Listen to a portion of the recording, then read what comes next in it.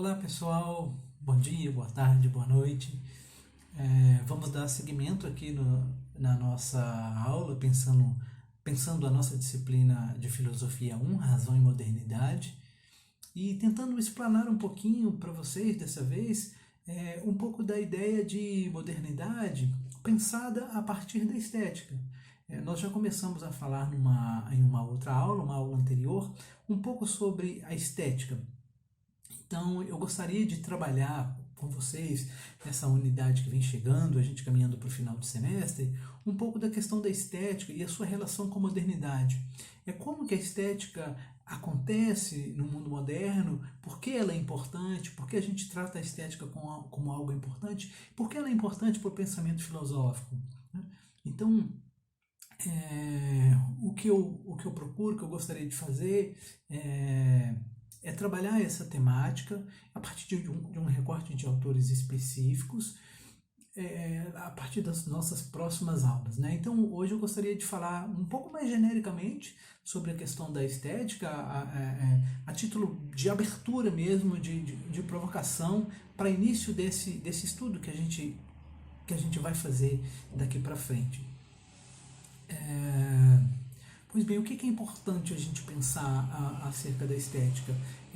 Desse papel da arte, do mundo da estética, em relação à vida política, à vida filosófica, à vida moral, à formação de um homem. E quando a gente diz estética, aqui a gente está pensando, claro, pensando dentro do pensamento ocidental, do nosso berço que descende aí do pensamento grego. Então a estética bem traduzida, bem pensada, dentro desse limite, do limite inclusive trazido e construído também a partir do nascimento de uma disciplina estética que a modernidade coloca também em pauta, coloca também em discussão para a sociedade contemporânea, né, de sua época, a sociedade moderna. E a gente está falando de sociedade moderna, estamos falando aí da passagem século XVIII, XIX, talvez até um pouquinho XVII, um pouco mais na França, antes da Alemanha, e estou fazendo essa diferenciação um pouquinho de França e Alemanha, porque dentro desse recorte de autores que a gente pretende falar, tem um autor alemão que julgo importante, o qual eu pretendo trabalhar com vocês no nosso curso, que é Schiller, né? Friedrich Schiller. O Schiller escreve aí o conteúdo mais forte, né, de sua obra, as suas questões mais importantes, filosoficamente falando, nos anos de 1790, 92, 93. Kant, portanto, um leitor de Schiller, portanto, um leitor de Kant. Né? Então, Schiller escreve aí suas obras mais importantes, 92, 93, me confundi aqui entre o nome Kant e Schiller. Schiller é um leitor de Kant. Kant escreve a sua terceira crítica, né, que é a crítica da faculdade de julgar, uma obra que tem uma parte importante que é a estética, né, os juízos estéticos. Então essa obra de Kant ela inaugura uma nova época para o pensamento estético. E Schiller é talvez um dos leitores mais assíduos de Kant, talvez quem melhor interpretou essa obra estética de Kant. Então, não por acaso, o pensamento estético ele ocupa fortemente a filosofia moderna, a filosofia do século XVIII, a filosofia do século XIX. Schiller não é um recorte ao acaso. Schiller tem algumas especificidades que faz a gente pensar o Schiller como importante para discutir essa questão filosofia, estética e modernidade, né, que é o tempo dele. Schiller ele é, sobretudo, um artista. Então o Schiller carrega uma dupla potência, porque ele é um artista, um tragediógrafo, né, um dramaturgo que vem procurando, no seu tempo, escrever tragédias, trazer ao palco tragédias, trazer para a sociedade alemã as tragédias no sentido teatral, claro, no sentido cênico, de trazer de escrever uma boa tragédia. Então todo o empenho de Schiller está na produção de uma tragédia. E a tragédia com um sentido muito importante, que é um sentido ontológico também. Porque, vamos fazer um parêntese para falar um pouco sobre a tragédia. Por que a necessidade de Schiller e a vontade de Schiller de trazer à tona o pensamento sobre a tragédia e a arte, o teatro trágico? Nós sabemos, a gente sabe que a tragédia ela cumpre um papel fundamental, um papel importantíssimo no seu berço, que é o mundo helênico, né? O mundo grego antes da filosofia, digamos assim, o mundo grego até o século V antes de Cristo, dos grandes tragediógrafos, né? Ésquilo, Sófocles. Então, durante até esse período que a gente pode dizer que é o fim da tragédia, a morte da tragédia, e que também, coincidentemente, é o nascimento da filosofia. Então, quando a filosofia nasce, a tragédia deixa de ocupar aquele espaço que ela ocupa. Mas quando a tragédia ocorre nesse mundo helênico, em sua plenitude, ela tem um papel que não é o papel de arte como nós concebemos hoje. A tragédia grega não é um espetáculo teatral no sentido do entretenimento. A tragédia grega ela é ela é um rito, né? Ela é um rito, ela é um movimento da sociedade grega. Ela é um lugar de encontro, ela é um lugar de pactuação e repactuação de valores. Que valores? Valores morais, valores éticos, valores políticos, valores culturais, valores artísticos, valores das instituições, família, polis, né? Então a tragédia, ela carrega consigo uma instrução, um modo de representação dos modos de vida, um modo de significação, de valoração,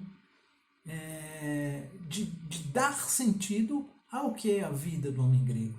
Então a tragédia ela não é uma mera representação. A tragédia ela cumpre um papel fundamental, que é o papel de formação de um povo. É por meio da tragédia, é por meio das narrativas épicas também, né? A epopeia grega, é por meio desses elementos que o povo grego se forma enquanto tal.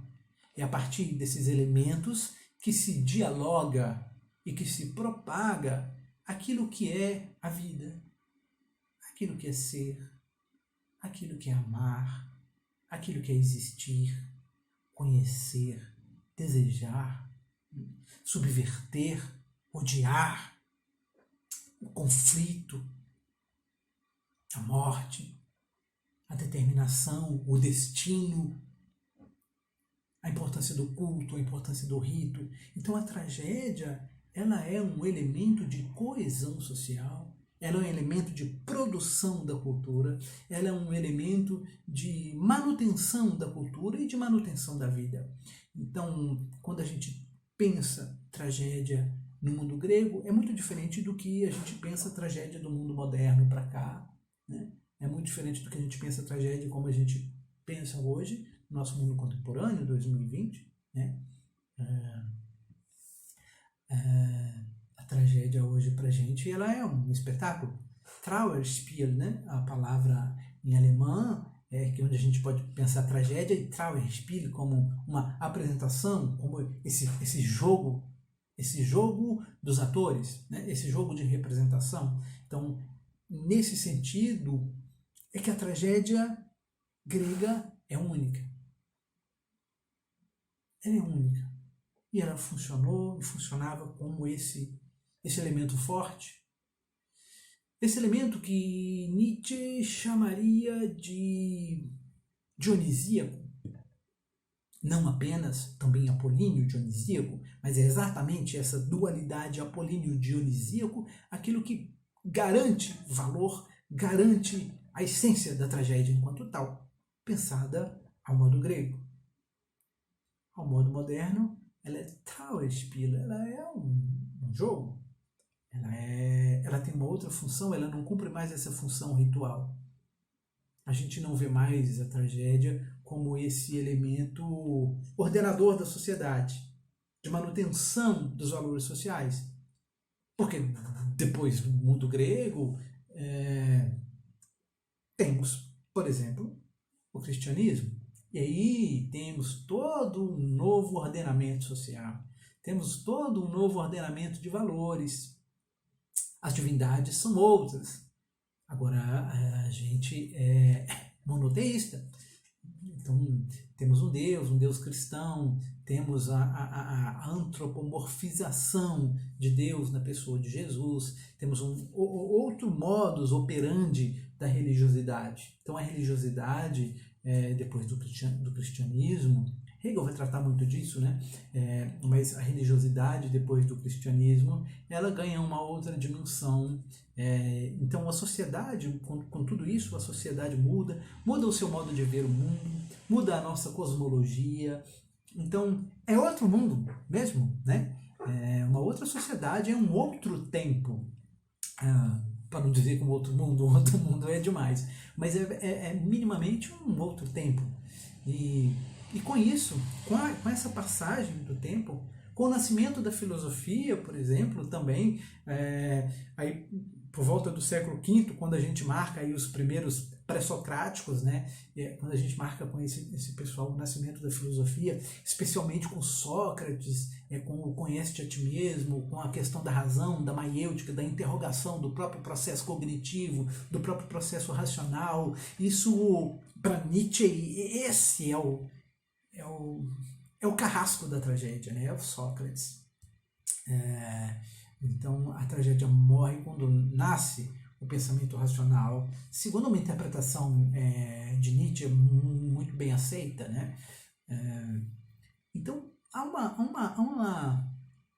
uma perda da tragédia nesse sentido. Então, uma perda do seu sentido. Pensar a tragédia como eu descrevi aqui, né, como os autores descrevem,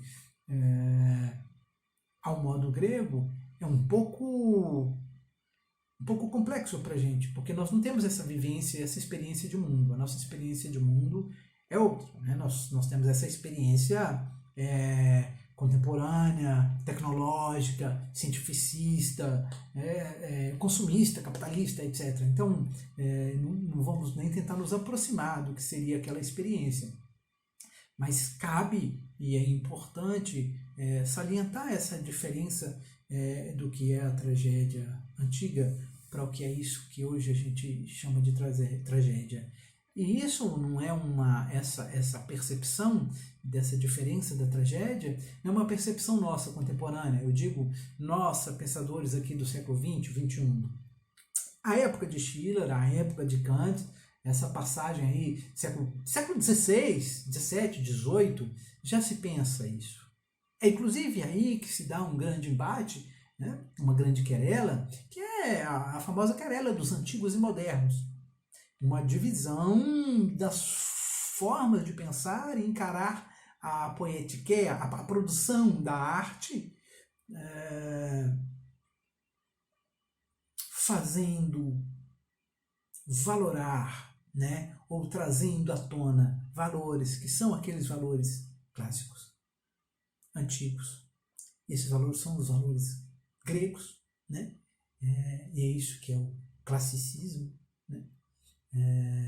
E um embate com um novo modo de fazer arte, tentando se libertar desses manuais, dessa normatização, desses dogmas do que é arte, que aí você tem todo um movimento pré-romântico, romântico, que vão desembocar nesse conflito e que vão buscar desembocar uma nova arte moderna, uma nova tragédia, né? Então, a busca é por pensar, é possível a tragédia no nosso tempo? Lá no século XVIII, em 1790, 92, o que Schiller está pensando, é possível trazer a tragédia? Como fazer uma tragédia hoje? Porque a tragédia, como dissemos aqui, pensada ao modo grego, ela tem esse elemento da formação, que para o grego é paideia, né? Dessa formação do homem, dessa relação homem-mundo, homem-sociedade, homem-moralidade, homem-política. Todas essas dimensões que nos compõem, né? Bios politikos, homo politikon, né? Alma, corpo, né? Nous, pensamento, racionalidade. O mundo grego, tudo isso está muito integrado. A gente não é, a gente enquanto antropós, não é tão fragmentado. Né? Há uma inteireza no modo de ser, no modo de agir, no modo de experimentar o mundo. Porque há, inclusive, uma relação com as divindades que coordenam e ordenam todo esse movimento do universo, que é cósmico, que é ordenado, que tem essas divindades, né, plurais do mundo grego que o organizam desse modo. Então, a cabeça do homem grego pensa diferente do que nós pensamos, do que se pensava no século de Schiller. Então, a pergunta é possível? Como a gente faz uma tragédia, já que não vamos ao teatro, como chamar de teatro, né? Entre aspas mesmo, como o grego ia ao teatro? Há aí uma diferença. O grego estar vendo a tragédia é uma questão existencial, é uma questão vivencial, é a própria vida, é a experimentação, é uma questão ontológica, é um modo de ser. Depois ela passa a ser uma arte dos costumes, uma representação dos costumes, o teatro de costumes, e passa a pautar temas que são os temas privados, digamos assim. O objeto da tragédia muda também. A tragédia grega, especialmente, ela está lidando com aquilo que para a gente pode chamar de polis, né? A res pública, pensando latinamente, ela está tratando esse universo que é um universo comum. Ela está tratando um mundo comum, de pessoas que são pessoas como todos aqueles gregos, embora ocupando lá os seus lugares, como o Creonte ocupa, de direção da polis, etc., mas determinados por uma mesma divindade, pelas mesmas condições.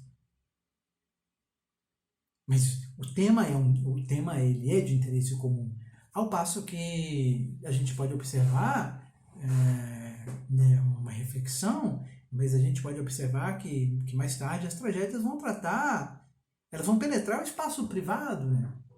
São problemas privados. A gente pode ver hoje, né, o nosso modo de experimentar a arte, quando nós vamos ao teatro e assistimos espetáculos, é o universo privado, né, que aparece. Então, essa distinção público e privado, que talvez fosse tão clara para o mundo grego, ela já não é mais para a gente. Há um total borramento dessas fronteiras, público e privado, né? Político e particular. Há um total borramento disso para a gente. E há um total borramento disso, já havia um total borramento dessas fronteiras, hoje, infinitamente, mas no século de Schiller isso já havia. Então, o que é a tragédia? O que a tragédia significaria, ou significa para o alemão do século XVIII, para o europeu do século XVIII.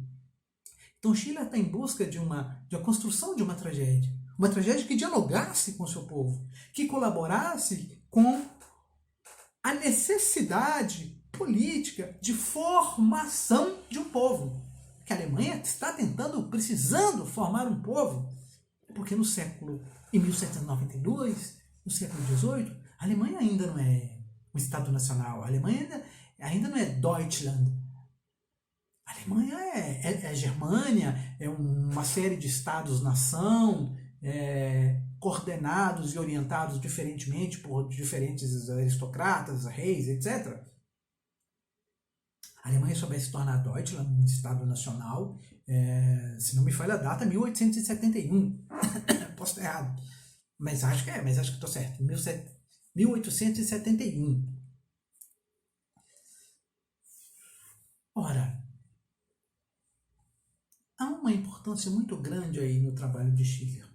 Então, Schiller é escolhido para a gente, primeiro, porque ele é um dramaturgo e ele tem uma ação, uma prática teatral, uma prática dramatúrgica, uma prática artística. Ele vivencia, experimenta isso que é o gênio da arte, né? Ele busca ser isso, ou se não busca intencionalmente, mas é um pouco a tarefa do gênio encontrar esse caminho de comunicação da arte com o seu povo.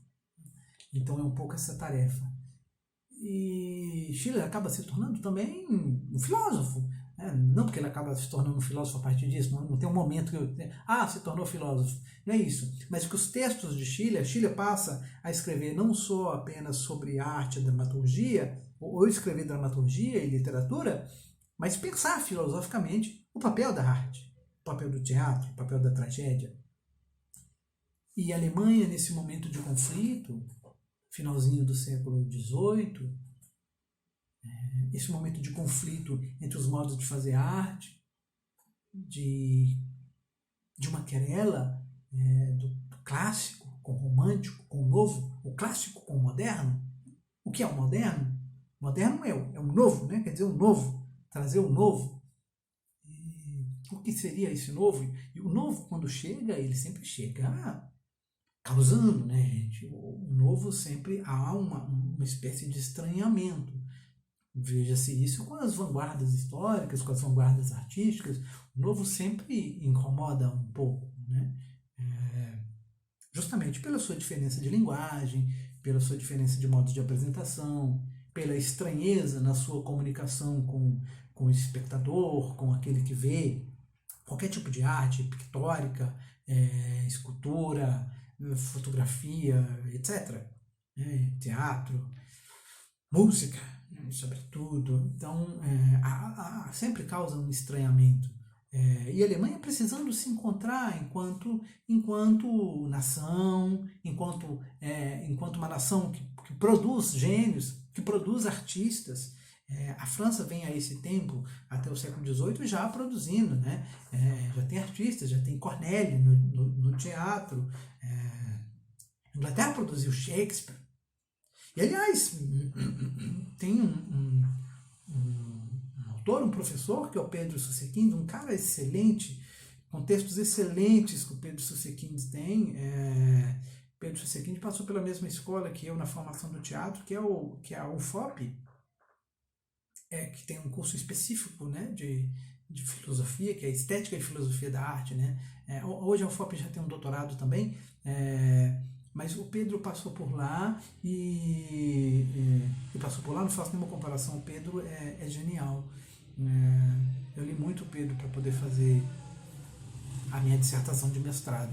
Mas ele tem um livro que acho que se chama Shakespeare no Espelho, se não me engano, e aí ele tem toda uma abordagem de Shakespeare, falando da relação dos alemães com Shakespeare. Então a coisa na Alemanha modifica um pouco quando se conhece Shakespeare, né? Ele causa um grande impacto quando ele é traduzido para o alemão e chega até a Alemanha. E isso está num dos textos, né? Correntemente o Pedro Susekind fala disso. Mas então, e a Alemanha precisava produzir esse tipo de artista. E a palavra para o alemão de formação, assim, e a gente é o que vai estar muito na obra de Schiller, e até para fazer talvez um paralelo à ideia de paideia na Grécia Antiga, de formação, manutenção do povo. A palavra que Schiller usa, que aparece muito, né, é Bildung. Né? Bildung é formação, quer trazer a ideia de formação, a formação de um povo. E aí, correntemente me vem pensamentos sobre como todo esse processo de busca de formação do povo alemão, que olha só, a gente está falando de 1792, 1790, talvez até um pouco antes, né? Todo esse pensamento de formação do povo, de uma identidade nacional, isso parece ter desembocado, no final das contas, aqui, né, em 1930, no nazismo, né? nazismo. E que disse assim, eu não estou dizendo que mas o que eu estou dizendo é que essa relação de busca de formação de um povo, de identidade nacional, que começa aí por esse século XVIII, final do século XVIII, isso vai ganhando uma dimensão e perde totalmente a medida, né? Assim, extrapola a medida e, claro, desemboca no nazismo também não em virtude da filosofia, não em virtude da estética ou da busca por uma identidade nacional, mas por um extravio intelectual, psicológico das figuras que estavam na Alemanha em 1930, né? Claro, tem aí um fascismo, uma disfarçatez, né? uma intenção outra que não é de formação, que talvez esteja no princípio, na Gênese diz que é a Bíblia de formação do povo alemão. Ultrapassa-se um pouco a medida e desemboca nesse genocídio, nessa coisa horrorosa. Mas, a meu ver, assim, há uma relação de causa e efeito, seja em que nível for, que não dá para prescindir, né? Ela existe, ela está aí. Então, há uma ideia de formação de um povo, de uma Bíblia do povo alemão. Então, o povo alemão está um pouco atrás disso. Então, Schiller está pensando na tragédia, como que a tragédia pode contribuir politicamente. Então, nas cartas estéticas sobre a formação do homem, né? Então, o Schiller tem uma obra assim, né? Que são as cartas, né? Uma obra epistolar, podemos dizer, e que cartas que ele troca com pensadores lá de seu tempo, amigos, gente que é importante para ele. Então tem as cartas sobre a educação estética do homem. E o que é isso? Assim, e numa dessas cartas o Schiller questiona, você pode estar pensando nesse momento da política, né, que precisamos pensar política, precisamos pensar a formação do nosso povo, por que dispensar tempo com algo talvez tão banal ou fútil, que é a formação estética, a arte, o teatro, né? E o teatro, né? Justamente para poder dizer que, para o Schiller, que a questão da estética, para ele vai chamar depois do impulso estético, né? O impulso ou lúdico, é importantíssimo para a formação desse homem, porque para Schiller vai ser por meio da arte, do caráter da arte, do teatro especificamente, ou especialmente, que esse impulso estético pode ser gerado, e o impulso estético proporciona uma espécie de atividade, né? Atividade, eu estou usando aqui a palavra de vida ativa mesmo, né? Pensando esse termo que a Hannah Arendt trabalha muito bem, a questão da vida ativa, mas é que a arte pode proporcionar uma espécie de desempenho ou de engajamento político. Ela abre o pensamento, ela move o sujeito no sentido de que ele se perceba não só enquanto sujeito, e aí a palavra é sujeito mesmo, falando de modernidade, não apenas se abre enquanto sujeito, mas se abre enquanto esse sujeito social, esse sujeito político, de pensar o seu mundo, de pensar a comunidade estética. E aí essa comunidade estética se reúne e reconhece aí nessa comunidade estética outros valores, os valores morais, os valores políticos, e reconhece os valores das instituições que dominam e que participam dessa sociedade, e a família, e a escola, e a igreja. Né? A gente está num momento do catolicismo e do protestantismo no mundo europeu, em plena ascensão. E aí a classificação desse termo, né, sujeito, né, essa palavra, é essa mesmo, porque é isso que a gente inaugura na modernidade. Né? É isso que o pensamento de Descartes traz para a gente. É isso que o pensamento de Descartes inaugura, esse protagonismo do eu, esse protagonismo do sujeito. Então aí há uma espécie já de individualização, né? de procurar trazer para o sujeito, para os indivíduos, um protagonismo na sociedade. um protagonismo no mundo, esse antropocentrismo. Então essa questão do eu ela se torna importante e ela é o ponto divisor, né? O ponto de divisão da modernidade para nós e é o aspecto que difere fortemente do mundo grego, que é um mundo ordenado, que há uma espécie de unidade de relação eu-mundo, eu-natureza, né? Homem-physis, né? Isso, há uma espécie de relação que é uma relação de unidade. O que difere para a gente do mundo moderno, que esse eu, portanto, essa res cogitans, essa coisa que pensa, é uma coisa que pensa o mundo objetificado.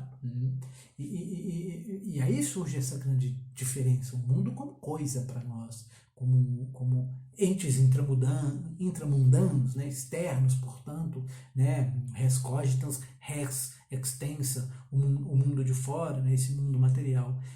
Então essa é a grande diferença, é isso que marca muito a diferença do homem moderno para o homem grego. E por isso um embate, essa tentativa de conhecer o que é o homem moderno em relação ao mundo antigo. Né? Esse é o embate, essa é a querela.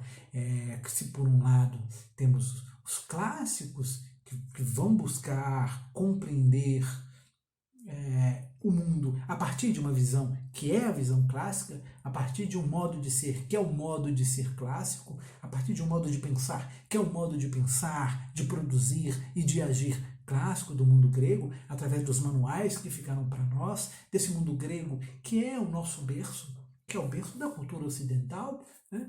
Por um lado, temos um pensamento pré-romântico mais forte, mais impetuoso, né? Mais tempestuoso, que vai pensar, que quer pensar o mundo a partir de conceitos e determinações nossas, modernas, a partir do nosso ponto de vista, um novo desenho, como uma espécie de ruptura com a tradição, como uma espécie de ruptura com a normatização, com os manuais da estética, com a poética aristotélica e por aí vai, né? Mas eu acho que é isso, eu acho que esses são os pontos importantes de tratar e de pensar como que a filosofia se relaciona com a estética, como que a estética é importante para o pensamento filosófico, na medida em que a estética desenha um mundo, né? Na medida em que a estética ela desenha uma sociedade, desenha uma cultura, um modo de política, etc.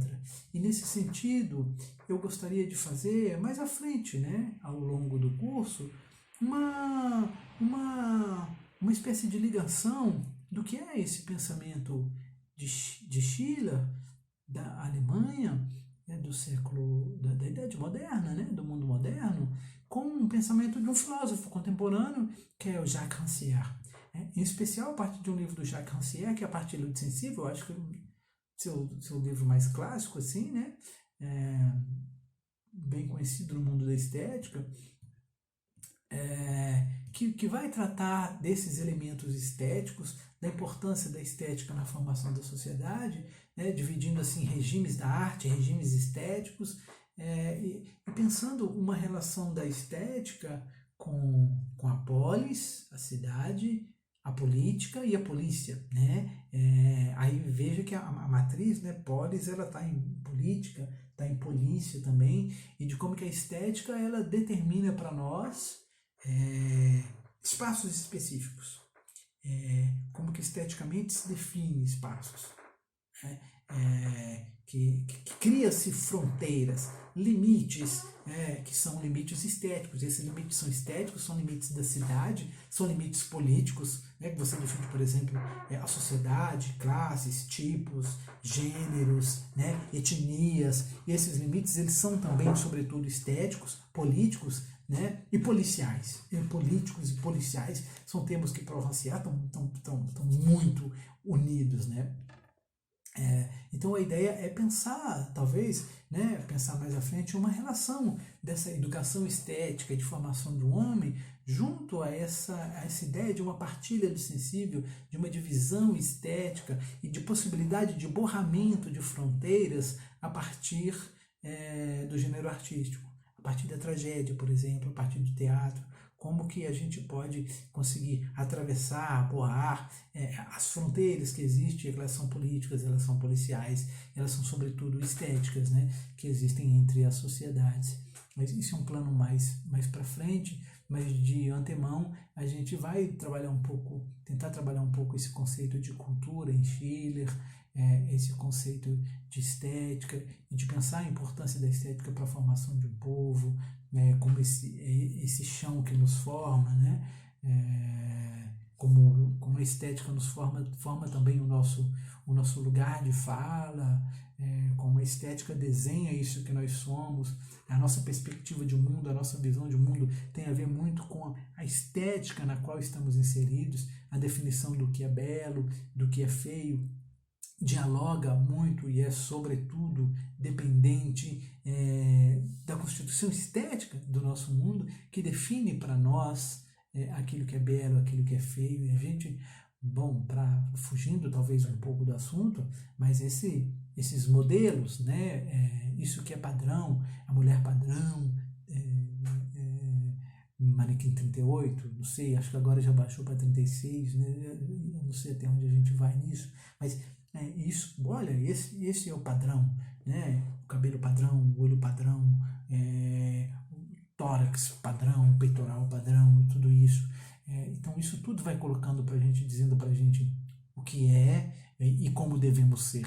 Vai colocando pra gente um padrão de beleza, né? E vai criando, sobretudo, o desejo. E aí, claro, né? Aí a máquina do consumo, o fetiche na mercadoria, tudo isso caminha junto e aí gira a máquina, né, gente? Mas não vamos tão longe. Vamos pensar um pouquinho com Schiller, essa questão da estética, e trazer um pouquinho o Rancière mais à frente, se a gente conseguir tempo para isso nesse semestre corrido. Mas eu acho que é isso, assim, era para ser um pouco curto mesmo essa conversa, um pouco curta essa conversa.